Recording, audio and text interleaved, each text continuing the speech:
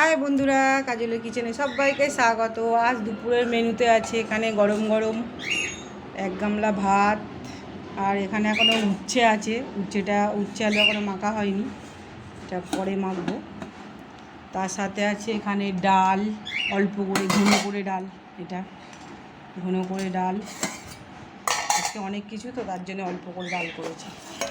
এখানে আছে আলু ভাজা, ছোট ছোট বেগুন ভাজা, আর এটা কি কাঁকরোল ভাজা।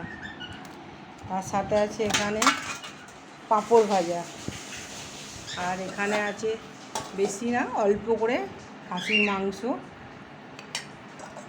অল্প, শনিবার আজকে ওই জন্য অল্প করে খাসির মাংস। আর এখানে আছে লাস্ট একটু আম কাটা আছে, আম। ভিডিওটা ভালো লাগলে সবাই লাইক করবেন এবং সাবস্ক্রাইব করবেন।